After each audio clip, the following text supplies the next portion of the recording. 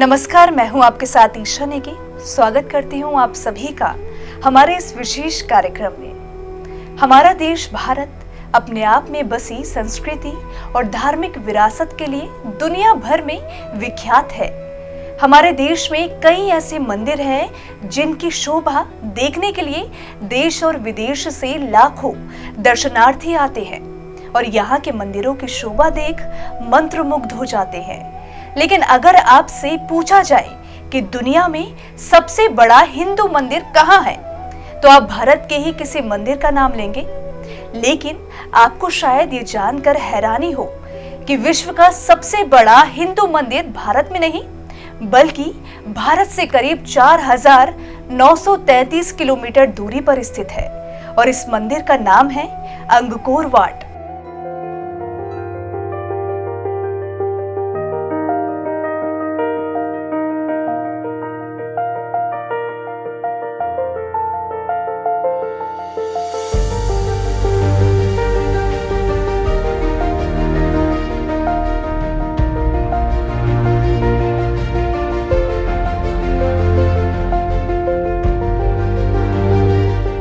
ये मंदिर दक्षिण पूर्व एशिया के सबसे महत्वपूर्ण पुरातात्विक स्थलों में से एक है, जो शक्तिशाली खमेर साम्राज्य के बाद शताब्दियों तक घने जंगलों में छिपा रहा था। इस मंदिर का निर्माण 12वीं शताब्दी में खमेर वंश के राजा सूर्यवर्मन द्वितीय ने करवाया था। इसका प्राचीन नाम यशोधरपुर था। राजा सूर्यवर्मन बहुत ही धार्मिक विचारों वाले राजा थे।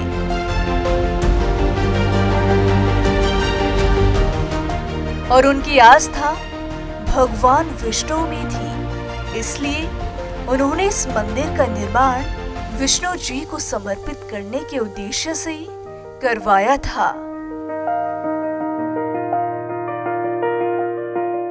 ये मंदिर 402 एकड़ में फैला हुआ है और भगवान विष्णु को समर्पित है, जो धीरे धीरे 12वीं शताब्दी के अंत में बौद्ध मंदिर में परिवर्तित हो गया। ये कंबोडिया के अंगकोर में है, जिसका पुराना नाम यशोधरपुर था।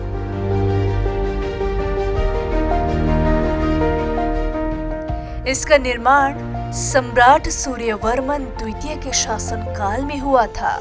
इस इलाके के इतिहास पर गौर करें तो बेहद दिलचस्प कहानी सामने आती है।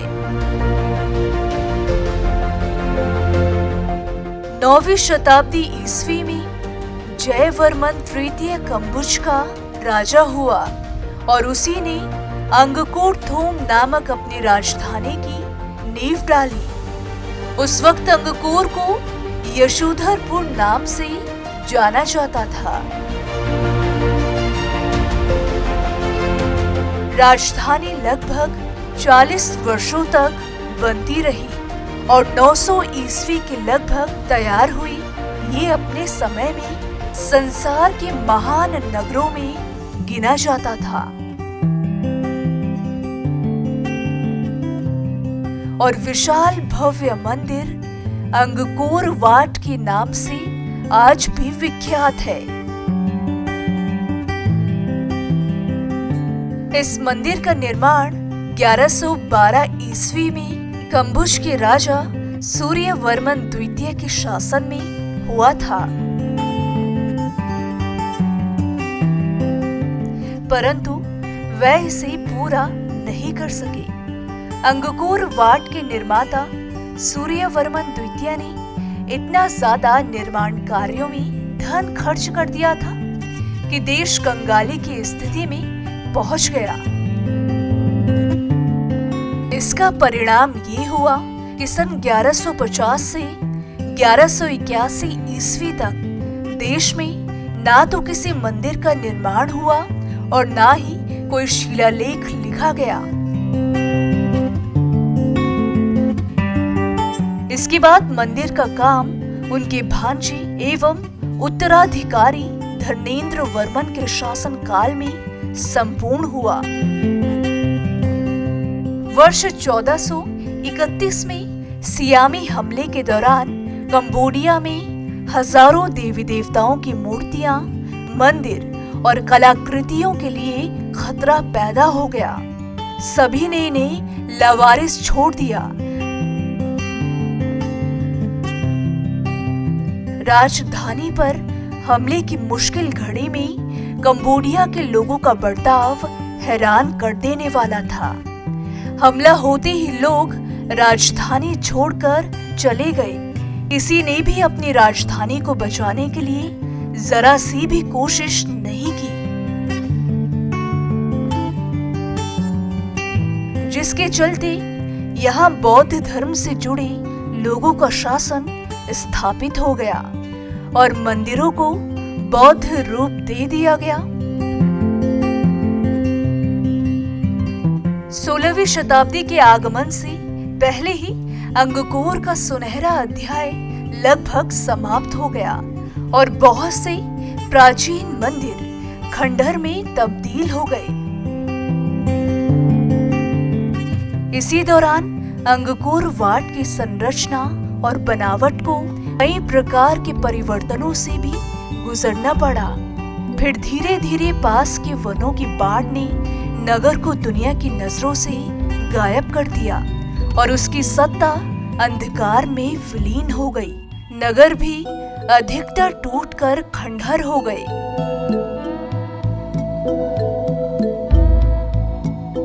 इतिहास पर नजर डाली जाए तो इस मंदिर का इतिहास बौद्ध और हिंदू दोनों ही धर्मों से जुड़ा है। करीब 27 शासकों ने कंबुज देश पर राज किया, जिनमें से कुछ शासक हिंदू और कुछ बौद्ध थे।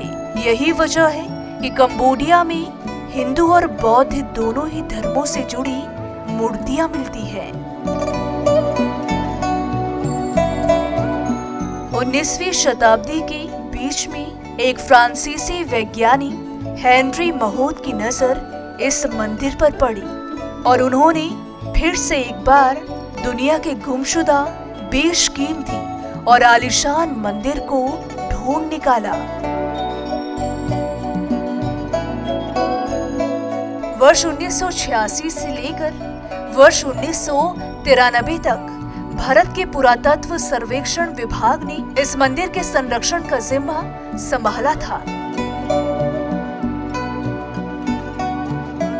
ये मंदिर 402 एकड़ वर्ग में फैला हुआ है, जिसकी रक्षा भी एक चतुर्भुज खाई करती है जो लगभग 700 फुट गहरी है और ये हमेशा जल से भरी रहती है। मंदिर के पश्चिम की ओर इस खाई को पार करने के लिए एक पुल बना हुआ है। पुल को पार करते ही मंदिर में प्रवेश करने के लिए एक विशाल द्वार बना हुआ है जो लगभग 1000 फुट चौड़ा है। मिस्र के स्टेप पिरामिडों की तरह ये सीढ़ी पर उठता हुआ बनाया गया है। इस मंदिर का निर्माण मूल शिखर करीब 64 मीटर ऊंचा है। इसके अलावा इसमें 8 और शिखर हैं जो लगभग 54 मीटर ऊंचे हैं। इस मंदिर के चारों ओर 3.5 किलोमीटर लंबी पत्थर की दीवार है। उसके बाहर 30 मीटर खाली जमीन और उसके बाद 190 मीटर चौड़ी खाई है। नगर के ठीक बीचों बीच बाबा शिव का एक विशाल मंदिर है जिसके 3 भाग हैं। प्रत्येक भाग में एक ऊंचा शिखर है। मध्य शिखर की ऊंचाई लगभग 150 फीट है। इस ऊंचे शिखर के चारों ओर अनेक छोटे छोटे शिखर बने हैं जिनकी संख्या लगभग 50 के आसपास है। मंदिर की विशालता और निर्माण कला आश्चर्यजनक है।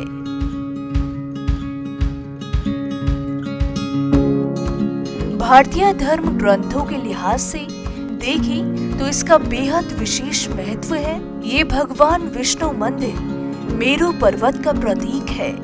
इसकी दीवारों पर समस्त रामायण मूर्तियों में अंकित है।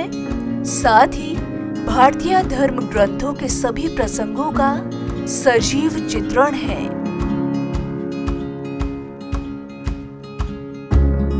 जैसे इसमें असुरों और देवताओं के बीच समुद्र मंथन का नजारा भी दिखाया गया है, जिसे देखने से हमें पता चलता है कि विदेशों में जाकर भी प्रवासी कलाकारों ने भारतीय कला को जीवित रखा था।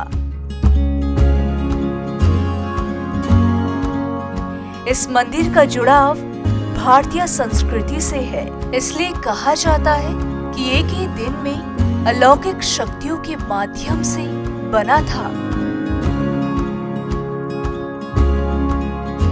आधुनिक कंबोडिया में लगभग 450 स्मारक है, जिन पर सरकार का अधिकार है, लेकिन राष्ट्र के लिए सम्मान के प्रतीक के रूप में अंगकोर वाट को ही कंबोडिया के राष्ट्रीय ध्वज में स्थान दिया गया है। विश्व में सबसे लोकप्रिय पर्यटन स्थलों में से एक होने के साथ ही ये मंदिर यूनेस्को के विश्व धरोहरों में से एक है। पर्यटक यहाँ केवल वास्तुशास्त्र का अनुपम सौंदर्य देखने ही नहीं आते, बल्कि यहाँ का सूर्योदय और सूर्यास्त देखने भी आते हैं। और साथ ही इस मंदिर का नाम गिनीज बुक ऑफ वर्ल्ड में दर्ज किया गया है।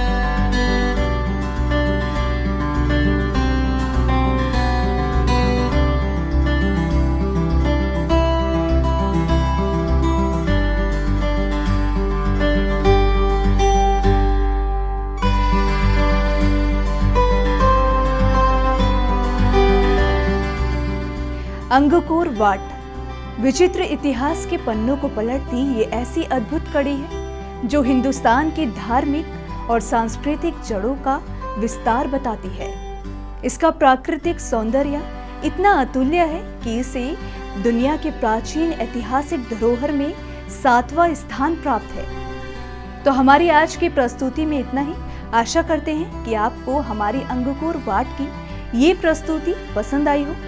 अब हमें दीजिए आज्ञा और फिर मिलेंगे सनातन धर्म के अलग अलग मंदिरों की ऐसी ही रोचक जानकारियों के साथ। नमस्कार।